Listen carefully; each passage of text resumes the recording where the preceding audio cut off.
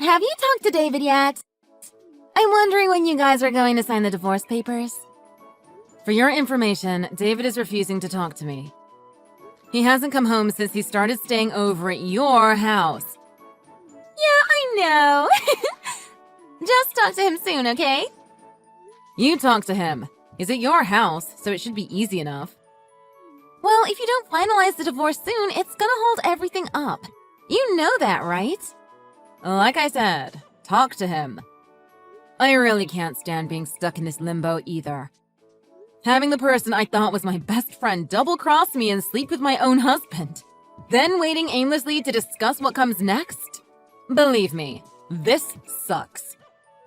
Don't forget, you're the one who's in the wrong, though. I'm the one in the wrong?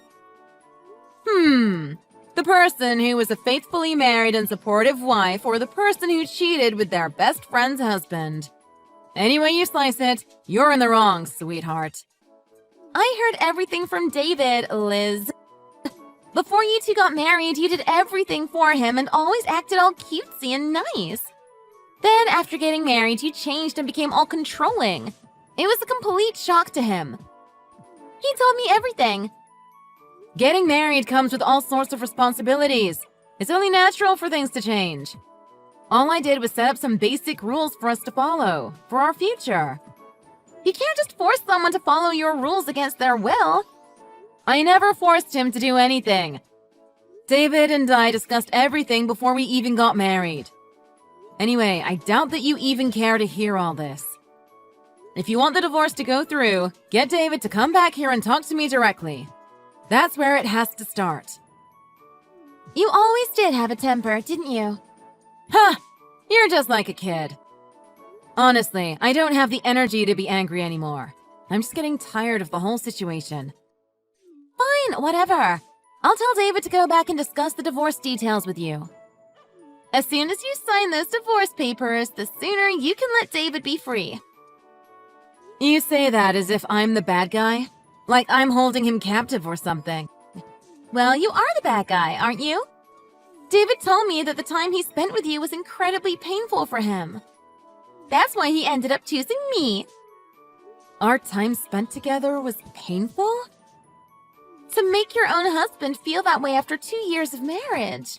That really makes me think you aren't fit for marriage after all. Stealing their best friend's husband after they have been married for 2 years and then just sitting there like they've done nothing wrong? That sounds to me like someone really well suited for marriage. Whatever. At the end of the day, David and I are gonna live happily together after this, while you're just gonna be bitter and alone. Save your spiteful comments for someone else. Listen, I know that you two are having an affair, and I understand why you are pushing for a divorce. I want to discuss that as much as you do. But you have to let me know one thing at least. When did you start seeing him? Well, I guess it started at your wedding. I couldn't stop thinking about how hot he looked in that tuxedo. Then, after you guys got back from your honeymoon, we did coffee at your place. Do you remember? He happened to be there that day, and while you were in the kitchen making the coffee, we started chatting in the living room and really hit it off. After that, we exchanged contact information so that we could get in touch. After our honeymoon? It started that far back! Then we started meeting up after work for dinner almost every other week. That continued for a while as we got to know each other. By then, it had been about 6 months. Yeah, 6 months after we met at your house, we started officially dating, I guess. So basically, you were cheating with him throughout our entire marriage. I guess you could say it that way. He was spending almost the same amount of time with you as he was with me. Apparently. Anyway, Liz, you've got to realize I'm almost 30. I can't wait all day for this divorce to go through. There's a lot of things I need to do before it gets too late. I was always planning to get married by 25, and that didn't work out. I've really got to step on the gas. Anyways, I'll talk to David.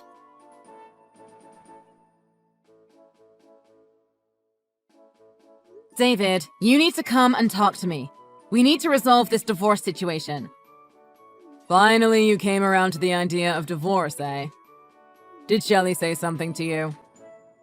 Actually, I was going to talk to you to decide if divorce was the best option, but I just talked to Shelley and that convinced me. There's no other option than going through with the divorce. When you come back, we can start discussing the conditions. All right, I'll come back then. Just get the divorce papers ready, okay? I'll just have to sign them and we're done.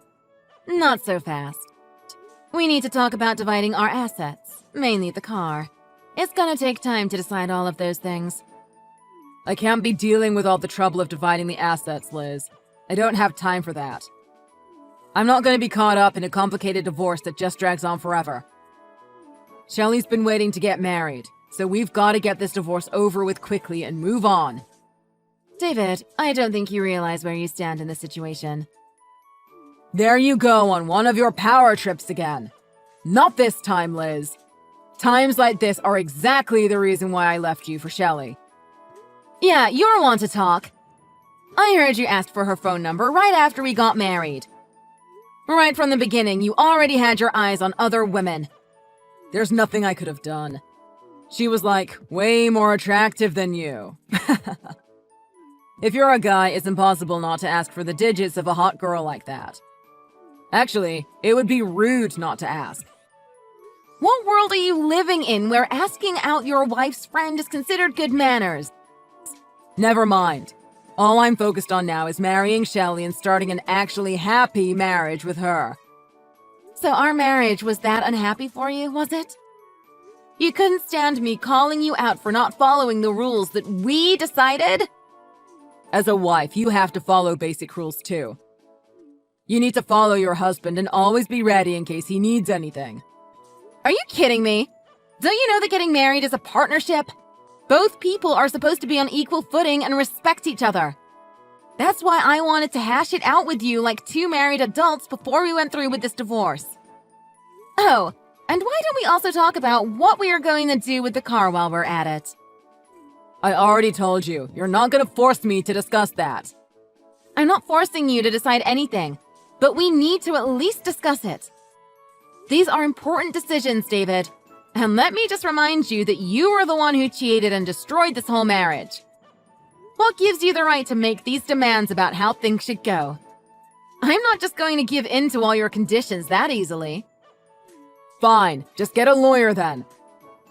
Why is the first thing women always do is go straight to a lawyer? I can see it already. You and some divorce attorney ganging up and taking everything. The issue is between you and me, Liz. No one else. That's why I'm just going to sign the divorce papers and be done with it. I'm not going to hire a lawyer. Fine, then I'll head over there now. But meeting just the two of us might not be the best idea. Having a third party to oversee the discussions would make sure everything is fair. Well then, Shelley can moderate. You keep going on about cheating this, affair that. What I and Shelley have is real. It's not some overnight fling. Yeah, I'm sure it is. Honestly, I don't really care. Why don't we get one of your family members to stand in? My family? Like my mom or dad? Sure, that's fine with me. Whatever I say, my mom or dad would just take my side and agree with me. So, yeah, I'd be fine with one of them as a moderator. Well, seeing as it's not possible to have them come at such short notice, why don't just the two of us meet up to sign the papers first? Yeah, whatever. We both want to get this divorce finalized, so let's finish up with the papers first. Then we can sort out everything else later. That's fine with you? God, you're persistent. I said it was okay, didn't I? All right then. I'll prepare the paperwork and have it ready for when you arrive.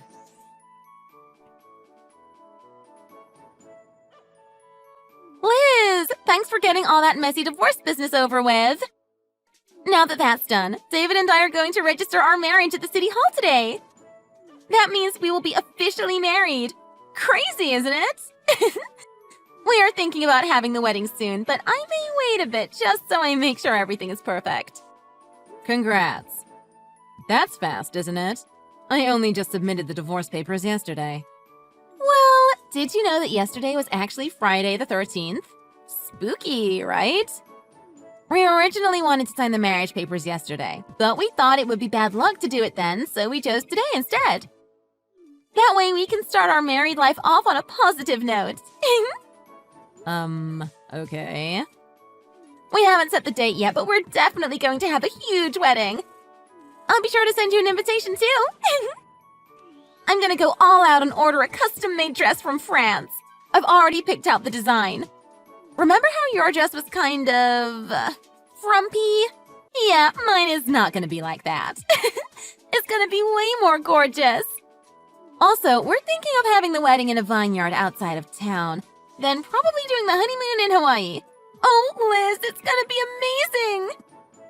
Thanks for the invitation, but after this divorce is settled, I don't want to have any association with you or David anymore. I don't want to hear about your dream wedding, your dress, anything. I'm good. But I have to at least tell you about our plans after the wedding. I said I don't want to hear any more. Oh, but we're thinking of building a house. At first, we were just going to buy, but with the price of real estate these days, it makes more sense to just hire a contractor. Besides, my dream home needs to be perfect, with a big yard and a back patio like I've always wanted. It's going to be amazing to have a place of our own to raise our kids, get a dog, have barbecues with friends, you name it. I'm thinking around 2,500 square feet most likely, with me and David's room on the top floor, then the kids' rooms and the guest room on the first floor. You are welcome to stay anytime. Not that I care, but... Is all that true? You're really building a house? That's right! We're actually planning to start work on the house right after the wedding. We're actually just in the car heading to see some model homes at this very moment. You're in the car? Yeah, we just had brunch and are heading there now. Hold on. Is that a rental car? What do you mean? It's David's car. David's car? That's my car! What is he thinking? We haven't even talked about splitting up the assets, including that car. You don't need to be so greedy. Anyway, you guys are gonna talk about these things soon, right? After we get married, David and I are gonna need a car, so I think we should have this one. Then you can take the furniture and appliances. That's fair, right? I'm not going to discuss this with you. That's for me and him to decide. You're gonna want him to pay alimony, aren't you? After checking online, I found out that a spouse who was married for only 2 years has far lower necessary payments. He shouldn't expect to receive that much. Did you research this? Obviously, if David and I are going to build a house, we're going to have to plan all of the costs out ahead of time. If David has to pay alimony, how is he expecting to pay for this house? We're going to take out a loan. A loan? You don't know what a loan is? Well, it's when you borrow money from the bank and then pay interest on the amount you borrowed. Oh, you probably don't know what interest is either. You really do lack common sense on these sorts of things, don't you? That must be why David dumped you. I'm not stupid. I know what a loan is. Yeah, well, we will get a loan for the house, then start building after that. Since we have a car, building somewhere a bit outside of town should be fine. We're thinking maybe even near the countryside. Besides, property value is cheaper out there, so we could scoop up a property for $500,000 or so. What kind of bank is just going to hand you that kind of money? David's got it covered.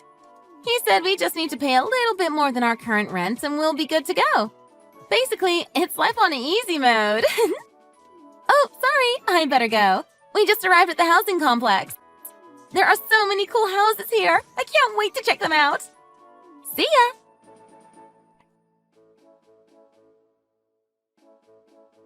Hey, Liz. David is heading over to your place now. When you're talking to David about dividing the assets in the alimony settlement, try to be considerate, okay? Considerate? David's been through a lot, especially after your guys' marriage fell through. Not to mention, we found a really nice house when we were touring model homes the other day. With the loan that David is securing, it looks like we are pretty close to making that dream a reality. We wouldn't want any wrenches thrown into that plan. Oh, don't worry, we will invite you to the housewarming. So, you think a guy without a job can secure funding to build a house? A guy without a job? Who are you talking about? It should be obvious. I'm talking about David. Why would you say something so stupid? I know for a fact David works full-time. I see him heading out the door to work every morning. He's not only unemployed, but he's in some serious debt. Debt? Actually, I just found out about the debt recently myself. It turns out he was hiding it from me. The interest just kept piling up over the last couple years to such an extent that his credit score is totally in the red. In his situation, securing a loan from any reputable money lending service is basically impossible. Even still now, it seems like the interest is still adding up with each passing month. Hold on! Why haven't I heard anything about this? If you knew all this time, why didn't you say anything about it? Like I said, I just found out. He was hiding it from me as well. Wait a minute. So he got in all this debt and is now unemployed? How does that work?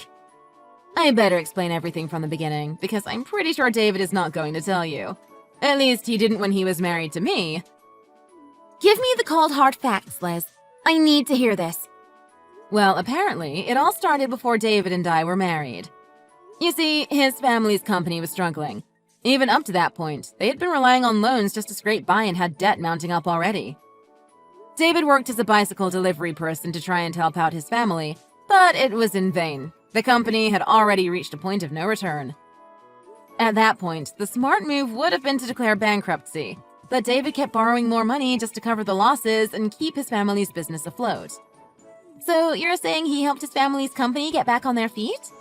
That's good, right? He certainly tried, but the company was already in too deep. His parents actually did fill out the paperwork and were prepared to file for bankruptcy, but David just continued borrowing money stubbornly with no realistic view of the whole situation. If that's not enough, when he got married to me, he paid for the whole wedding, the honeymoon, everything, with borrowed money. No way! How much debt does he actually have? From my understanding, it's somewhere in the ballpark of $200,000. 200,000? What? Then, when the timing couldn't be worse, David was fired from his job right after we got married, leaving him unemployed. Are you serious? That kind of debt and unemployed? So, after we got married, I had to set ground rules for him to follow, like helping out around the house and going to the unemployment agency to look for leads on jobs. Don't forget, we were living entirely off of my income, and I needed him to get his act together if we were going to make our marriage work. That's what he meant by controlling. It was all for his own good. To think that even after I lectured him again and again, he still didn't go out and look for jobs, or even lift a finger around the house. So when he started talking to you, he didn't have to hear constant prodding every day from me to get a job.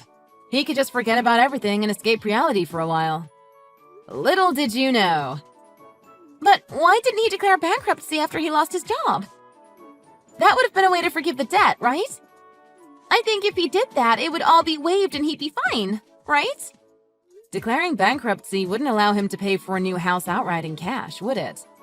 He wouldn't even be able to use credit cards in that case. Wait, he wouldn't be able to use a credit card? No, they would be cut off. But you know what, Shelley? The card that he has been using this whole time is actually mine. It was meant to be a shared card between us when we were married. But unfortunately for you and David, the free ride ends today. He's been using your card? What do you mean by the free ride ends today? What are you going to do, Liz? There's no reason for a guy that deep in debt and without a job to even have a credit card, is there? Wait, so the card he has been using to pay for our dates is... my card. That's right. At first I noticed that some of my statements were a lot higher than usual. Fine, it's because I use my credit card to pay for everything these days. Bills, gas, different expenses, whatever. But I wanted to take a closer look, so I pulled up the breakdown of all the details on my online account. It was funny, actually. A $150 at Bella Luigi, a 2-day stay at the Emerald Bay Hotel, a diamond pendant from Tiffany's. That credit card was in my name, and I had been paying the statements that whole time unaware of it. You paid for all of that? That's why I'm going to have to demand that every cent is paid back in alimony payments starting as soon as the divorce settlement is finalized. I've already got a lawyer working on the case to make sure that happens. Oh, and I'm going to need that car back as well, seeing as it was bought using a loan made in my name. You can take the car! Without that, there's no way we can drive out to the house we're building outside the city. There's gotta be another way. Sorry to burst your bubble, honey, but you should probably just forget about your dream house idea.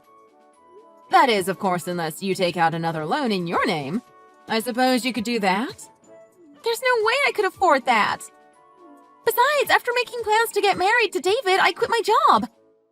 He told me his salary could cover the both of us and that I could spend time at home working on the interior decorating and making meals and such. No, really? This is too good. Two unemployed lovebirds. What are we supposed to do now? That's none of my concern, sweetheart. No matter how you look at it, you and David brought this all upon yourselves. So it's within my right to ask that he pays alimony, down to every cent that was spent using my credit card. Liz, I'm so sorry. I didn't mean for it to turn out like this. There's no way David can pay all that back. Especially how he's already $200,000 in debt. He doesn't have a job. I don't have a job. How are we supposed to live? If you don't think David will be able to pay himself, you could help by chipping in yourself. I know it's David who has to pay all of it, but, you guys are married, right? Oh, and if anything is unclear or you have any questions, a lawyer will be contacting you shortly. Please, Liz, let's think about this. I'm begging you. When you're in trouble, I'll help you out. You can ask me for anything and I'll do it. We're childhood friends, after all. Yeah, we used to be friends. Thanks for the kind offer, but I've got other people I can turn to. People I can actually trust. Besides, I wouldn't want to disrupt you and David's first year of marriage. The two of you will have lots of time to think about your dream future together. Bye. Wait, Liz! Wait!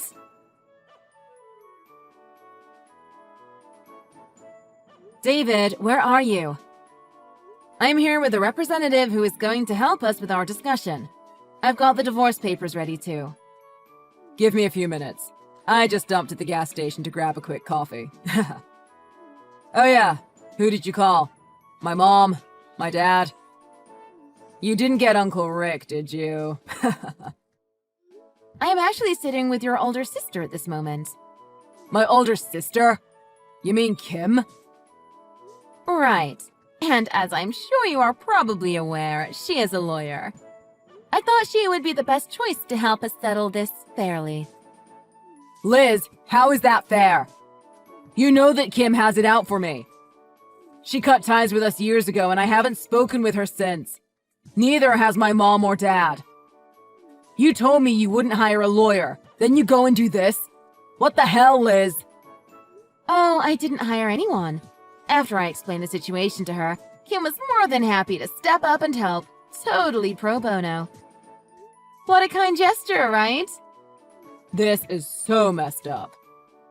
Lawyers like your sister don't have time to waste, so hurry over here and we can start the discussion. If you don't get here soon, we will have to start the negotiations without you. It's quite impressive how much your sister knows about divorce laws. We're very lucky to have her. This is so unfair. She's totally going to take your side in this whole thing. It would appear that way, yes. You knew she hated me. That's exactly why you called her, isn't it? This is unethical. It's immoral. You're just a terrible person, Liz. Oh, so I'm the one who's the terrible person? That's rich. You're the one who didn't utter a word about a mountain of debt while it piled up. All the way to 200,000. 200! You're the one who wouldn't look for a job and lived off my income, all the while cheating with my best friend while driving all around town in the car that I paid for. Oh, and how can I forget how you wouldn't even talk about paying alimony or dividing our assets, just wanting to sign the divorce papers and run off with your new wife? You thought you could just skate through life without ever having to take responsibility or pay consequences for your actions. You're a lowlife, David. Fine, but... About the car. I actually needed that to look for work. Going to interviews and that. You knew full well that I bought that car and the deed is in my name. There's no excuse. When we bought it, I told you we could have put it in my name. Anyway, what I'm going to need you to do is start paying alimony payments. I've calculated the amount needed to pay back the credit card bill, as well as some regular settlement fees, etc. Your sister will be able to explain how everything works. Oh, and I'm going to need the car back by, immediately. Does that work okay for you? Liz, please reconsider. If you do this, I'll have nothing. Nothing? You'll have your new wife and that debt of yours, won't you? You may think you've hit total rock bottom now, but you're going to be really living in hell when everything comes back to bite you. This is all because you're angry, isn't it? This is some elaborate plan to get revenge, right? No, I'm not angry at all. All I'm doing is exercising my right to a fair settlement in a calm and composed manner. Your sister and I are waiting for you, David. Oh, and make sure you drive here carefully. We wouldn't want my car to get scratched on the way over. Liz, wait. Just tell my sister to leave, okay? We don't need her there. This is between us, right? Liz. Are you there? Kim's always had it out for me. From the beginning. Thanks to the services of David's sister, I was able to negotiate an alimony settlement that would cover all of the losses over the last year, including the thousands of dollars that David had spent using my credit card. Thankfully, the car was also returned scratch-free, and is sitting in my garage at this very moment. Unfortunately for David and Shelley, their dream future wilted and they split up after only a month together. Shelley actually returned to the job she had quit just a couple months earlier, which must have been a very awkward meeting with her boss. But luckily for her, they took her back in. After the settlement, I lost contact with David's sister Kim, but I'll always be thankful to her for her help. As for my ex-husband, David, I haven't the faintest idea of what happened with him. However, as long as the alimony payments keep coming in, I'm not too troubled about it.